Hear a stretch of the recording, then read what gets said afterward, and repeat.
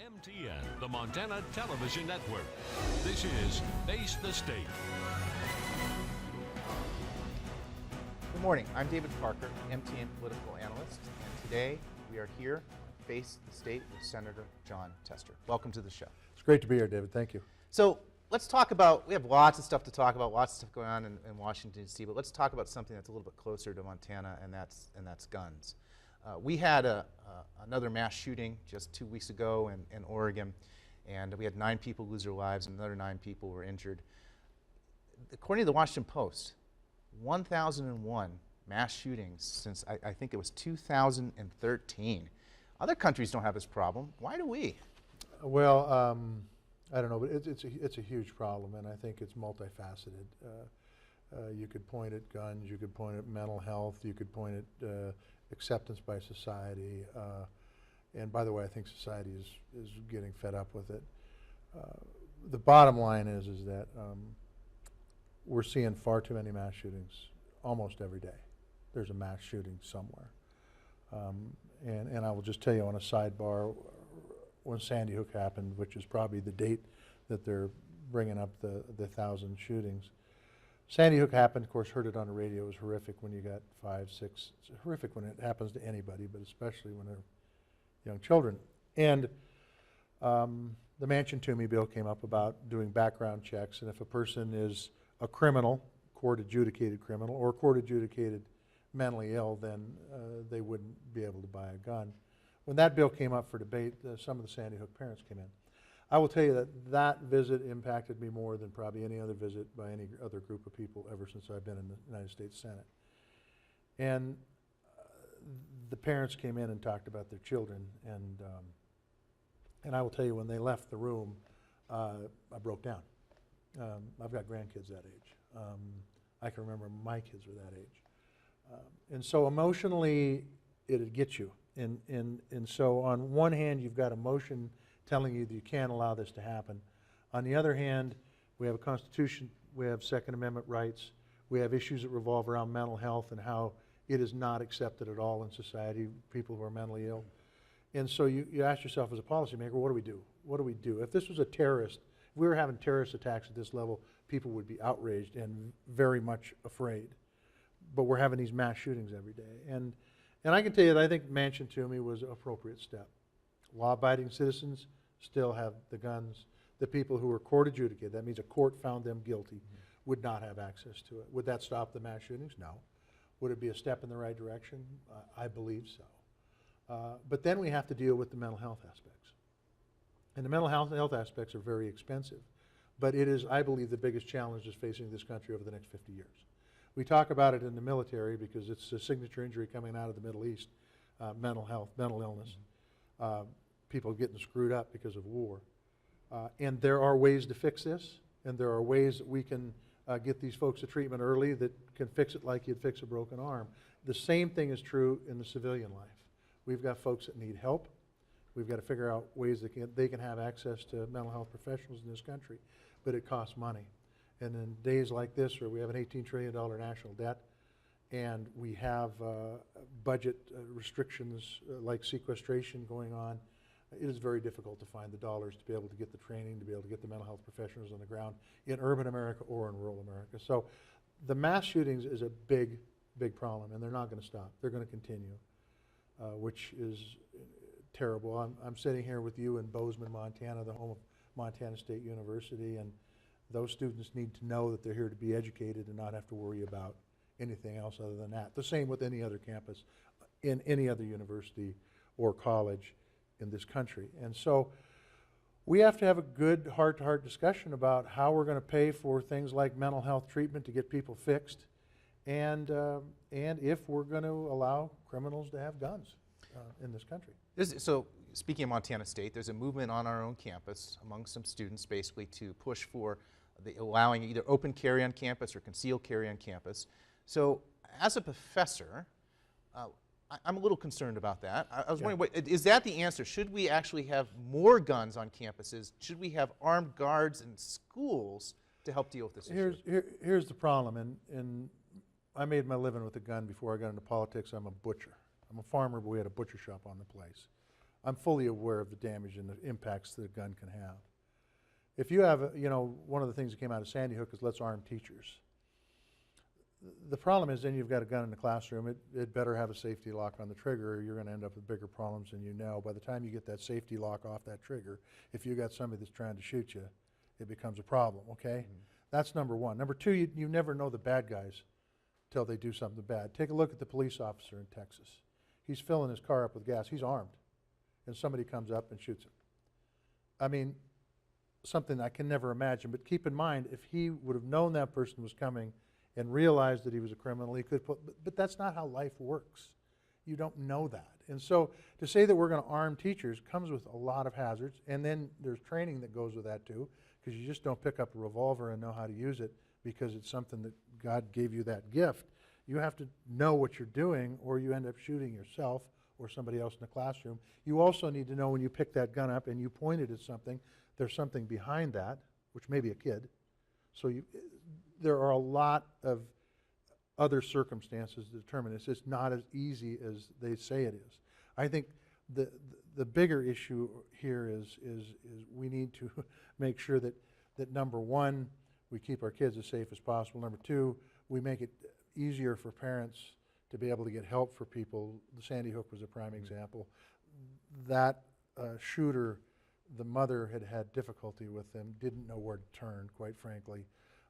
So we've got to have resources for parents out there. I think that's a great place to start to move forward. But as far as packing a gun on campus, if I was a professor, I'd be concerned. If I was a kid going to school there, I'd be concerned. Because when you pull the gun out, there's a lot of bad things that can happen, even though you may intend good things for it to happen. I'm not entirely sure myself if, under what circumstances I would think that I should shoot a student. I mean, that's just a weird thing to kind of go through my own head, Well, I mean, and you never know who they are. Maybe somebody you know, maybe some you don't, but they're not wearing a sign that says, I'm going to shoot you. And when you pull that trigger, it's over with, man. It's done. For the folks that have been out hunting, once you pull that trigger, that deer is down and there is no going back. And the same thing applies with any living animal, including humans. So I'm hearing mental health resources a huge part of this. You do support some background checks and I support, I mean, look, if a person is court adjudicated mentally ill, they ought not have access to a weapon. I think it's just bad business. Now, over time, if that person can get healed, that's a different story. And if you're a criminal, I just think that's one of the prices you pay. You forfeited your Second Amendment rights. Now in Colorado, they passed legislation recently to restrict high-capacity magazines. Do you think there's something like that at the federal level that should be put in place, or no? Well, I just don't know. I mean, the high-capacity magazines on one hand don't make a lot of sense. On the other hand, if you are out hunting and you want to make sure the animal doesn't suffer, we butchered beef. I've put many shots into the head of a cow, and the cow still isn't dead yet. So there's some justification for that, but there certainly isn't justification for folks who are criminals having guns. There isn't. And I'm not saying that if we passed a law, it would keep the guns exclusively in the hands of criminals, but I think it would be a step if you had background checks that make sense for the country. One of the things I try to teach my students as a political scientist is I'm like, if you have a public policy issue, one of the best things you do is go do research, get the data, and then you can come up with an answer. Yep. And there's actually a bill that the House just passed, I think it's in front of the Senate now, bipartisan, Paul Ryan and Patty Murray from Washington, to establish a commission that helps bring data to bear and evidence and make a good public policy. Now, why is it though then it is banned for the collection of data and analysis concerning gun violence and public health? That's against the federal law right now. You can't gather the data. I don't know why that should be against the law. I can tell you that, and people who know this if you're in business, if you have good information, you can make good decisions. If you have bad information, you're going to make bad decisions. And so being able to get good information, I think, is very important, whether you're in business or whether you're making public policy. So I don't think anything should be out of bounds for getting good information. One of the things I found, David, is that, oftentimes in Washington, D.C., you've got people making, for example, decisions on trucking issues that have never driven a truck, don't understand the issues around trucks. And it could be say the same thing about anything. And if you get good information, it's the same thing with what's going on, whether it's whether it's with mass shootings or whether it's with folks with mental health issues, whether it goes across the board. If you get good information, you're much more likely to make good decisions. So everything should be open for information. So you would support lifting the ban? Absolutely. Absolutely. Okay.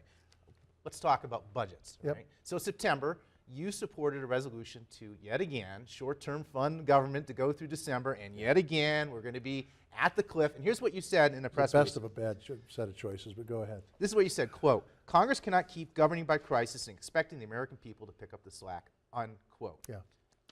How the heck do we stop this herky-jerky move from crisis to crisis politics? Well, part of it's about leadership. Part of it's about campaigns, and we've talked about this before, about the amount of money that goes into these campaigns and how everything's politicized because of that.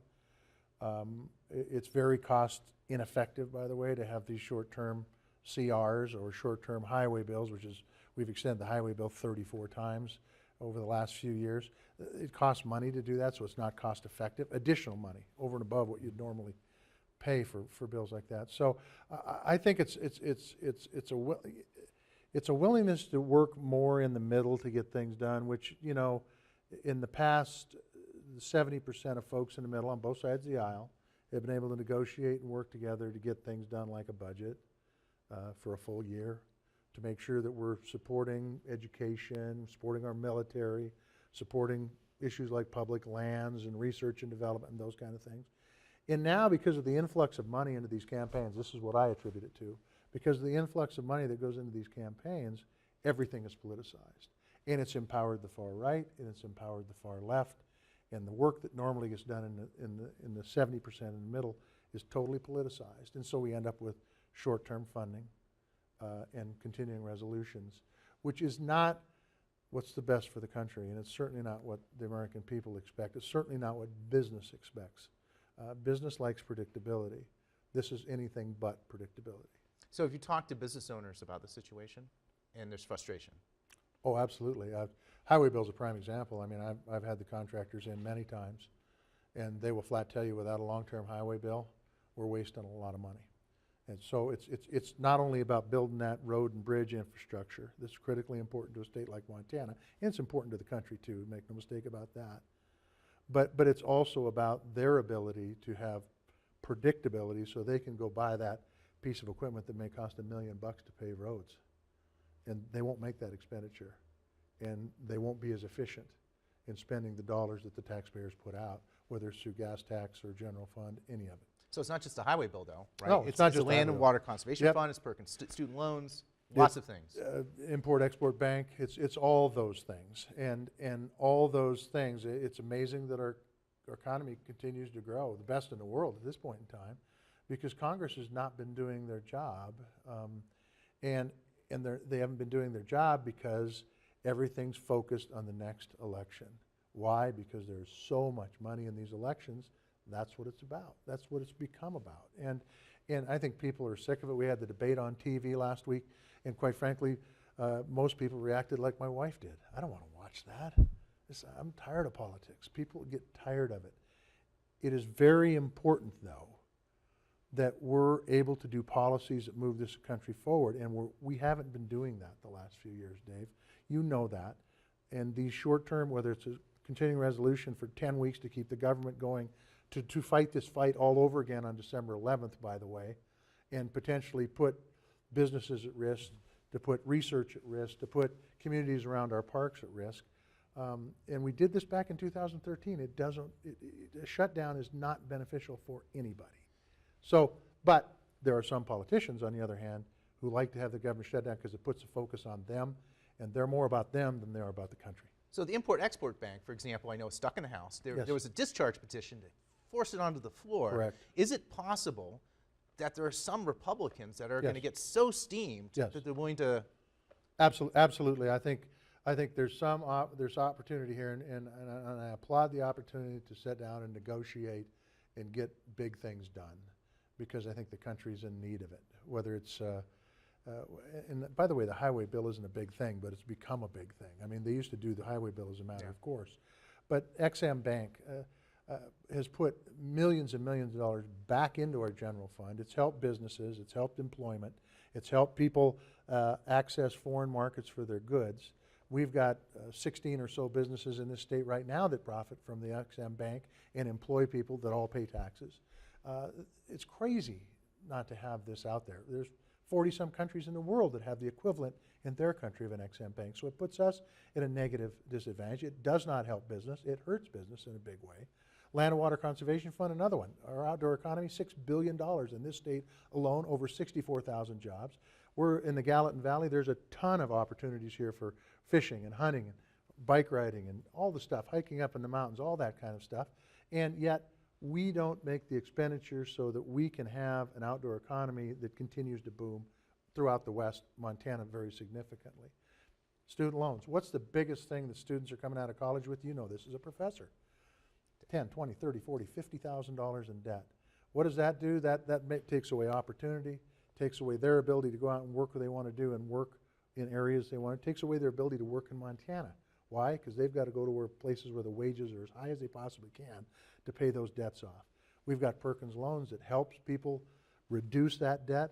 We don't even reauthorize that. And everybody knows that the key to a robust economy is making sure we have a well-trained workforce and our next generation of entrepreneurs coming out, and that's exactly what those Perkins Loans promote. Name one thing that you would give up in order to have a one-year budget. I mean, it's about compromise. Is there something you'd be willing to put on the table and say, all right, I can live without this? I think everything's on the table as far as what we could potentially give up. But there's a lot of things. I mean, there's agencies that do trade that we could do away with. And I just talked about the XM Bank and the ability to do trade. We've got like 12 different groups, agencies within government that does trade. Let's do away with some of those. Save some money there. Let's get rid of some of the programs that have been around for 30, 40, 50 years. And we need to do that, by the way. But we're so busy on these short-term extensions that we don't actually go back and take a look at the money we're spending. Maybe a program that's been in business for 50 years, a program that's been around for 50 years, is it still doing what it needs to do? Same thing with the tax code, by the way. We've got a tax code set in there, but as long as everything's highly politicized, we're not going to get the tax reform we need. We're not going to get the kind of things done in expenditures that we need because everything's being politicized. Why? Because there's incredible amounts of money going into these campaigns that cause the candidates to look to the next election first instead of looking what's best for the country. Well, let's talk about that, about the money going to the campaigns, but also about bipartisanship. So Sure.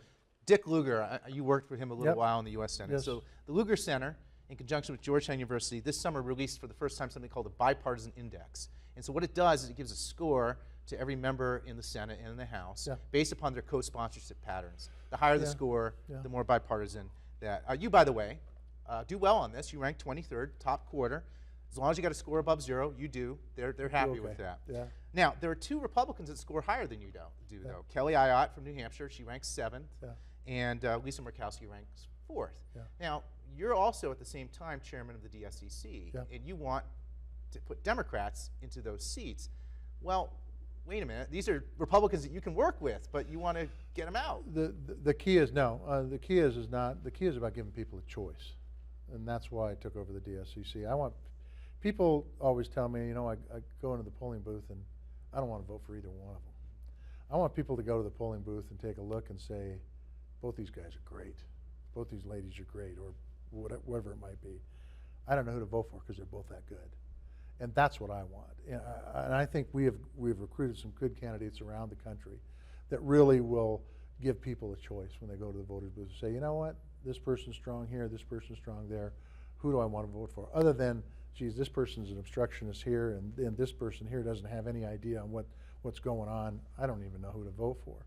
It's about giving people the choice when it comes to ballot booth, and that's what it is. I want to work. Some of my best friends are on the other side of the aisle, and quite frankly, Bob Corker, Jerry Moran, Mike Crapo from Idaho. Those 3 and us are working on a bank regulation relief for community banks, and we're working hard. And if it doesn't get caught up into politics, we'll get it passed. But the truth is that's a bipartisan working group that really helps move things forward. I would also tell you that we need more people who are willing to step up on tough issues. I mean, co-sponsoring bills, and I'm flattered that I'm in the top 4th. Co-sponsoring bills is important, but really stepping up and working on tough issues that really make a difference. Whether that's saying no to a letter sent to the clerics of Iran, saying to the Ayatollah, don't pay any attention to the president, saying no to that, by which, and there were a few Republicans that said that. Those are the kind of decisions where you're willing to step away and make those kind of decisions. I think speaks well of those folks, even though they may not rank in the top 4. So the voters in New Hampshire now have 2 good choices going I think forward. so. Yeah. Okay. Yep. Let's talk about Iran since you brought it up, right? Sure. So we have this nuclear agreement Yes. with the Obama administration working with 6 other countries. Yeah. And the end goal here is if Iran agrees to inspections and certain other events, the sanctions will be lifted, right? That's correct. So Congressman Zinke Yep. and Steve Daines, Yep. Senator Daines, both critical of the deal. You support it. Yep. Why? I support the deal because Iran today, right now, as we speak, 60 to 90 days from having a nuclear weapon. It isn't stopping them from, I mean, they have the capacity right now. They understand the fuel cycle. What this agreement is, it rolls them back. They give up 98% of their enriched uranium. They shut down their centrifuges, 2/3 of them, and only use the most elementary of the centrifuges. They shut down their heavy water plant, fill it full of concrete. They got to repurpose all that. So it takes them back from a nuclear weapon. And if this, and by the way, we need to make sure they follow this agreement. If they don't, there are provisions to snap back. But it monitors what they're doing in an inspection way. Never before have we had this intensive inspections on a nuclear power with time, which has never been before. They talk about 24 days. The fact is, they've never had a day period in a nuclear agreement. So it pulls them back from a nuclear weapon, and we have to monitor it. Our intel says we can monitor it. We have the IAEA doing the same thing, an international group of monitors. And so is that a good thing? I think that's a very good thing, to pull them back and make sure they pull back. So let's not sign the agreement. UK, France, Germany, Russia, China have all said they like it. And in fact, a month ago or so, or maybe a little longer, UK sent a trade mission into Iran. They're going to do trade. Russia's already said they're going to sell them stuff. China said the same thing. Germany wants to do business with them. France wants to do business with them. So they say, go back to the table. Who do we go back to the table with? We're going to be the only ones there. Okay? So now you've got a country with no sanctions on them that's 30 to 60 days, 60 to 90 days away from having a nuclear weapon, and we have turned our back on a negotiated peace process that 5 other countries, plus 1, have negotiated. So what option does that leave you with? So the option is let them have a nuclear weapon. I don't think anybody wants to do that. Or you attack them. And I can tell you this. If you think Iraq was a problem, go to war with Iran. It's a huge problem. And you better be willing to go for the long haul, because it will be a long haul. So now we have the ability to pull them back from their nuclear capabilities, and hopefully, as was happened with the war in Vietnam, hopefully their people, hopefully, will be able to affect that government to bring them back into the civilized society. So that, but we will see. That, in your opinion, is the long-term end game. That's got to be the long-term goal, and if that ever happened, it would change the Middle East in a very positive way. In the meantime, we monitor everything they do, and if they don't follow the rules, the sanctions go back on. And if that is the case, we will have the world community behind us, because it will be Iran that didn't follow the rules. It won't be just the United States saying no. So Congressman Zinke went to the House floor and he said he doesn't trust Iran, we shouldn't either, but here's the kicker. Last week, Iran tested this new precision-guided long-range missile right before the Parliament went and voted to support the agreement. Doesn't that suggest that maybe they're not very trustworthy? Well, they're not trustworthy. There's no doubt about that. Nobody said, nobody, I have not heard anybody say they're trustworthy. We have to monitor everything they do. I think they have their politics they have to deal with in Iran.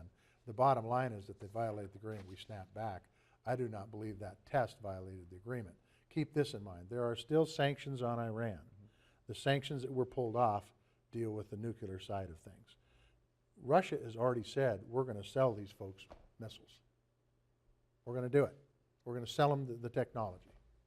So this is a big old world we're working on. I think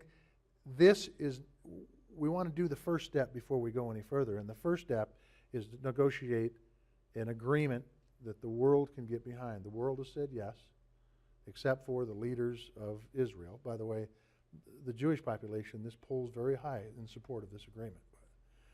And then we've got some folks in Washington, D.C. that say no. Why? Because there's been a lot of bad information put out about this. Why? Because they see it as a political tool to get elected in the next election. The truth is this agreement's only 150 pages long. You've probably read it. It's a great read. It's a bit boring, but it does tell you what's going on and what is exactly the end goal here. And the end goal is, if this agreement's followed, Iran will not be a nuclear power. And I think that's a very positive thing. Let's talk about Veterans Affairs. It's an issue that's near and dear to your heart. You've put a lot of time, blood, sweat, and toil in this particular issue. So I got this nice, nifty piece of franked mail here from Steve Daines. And in it, he talks about the Senate Appropriations Committee recently passing the Military Construction and Veterans Affairs budget for fiscal year, or appropriations for fiscal year 2016. Now, he voted for it. You voted against it. That's Why? correct. Because it shorts the VA by $857 million. Now, the folks who voted for that will say, well, it's still a lot of money. The VA is still getting a ton of money, not that much different than they got the year before.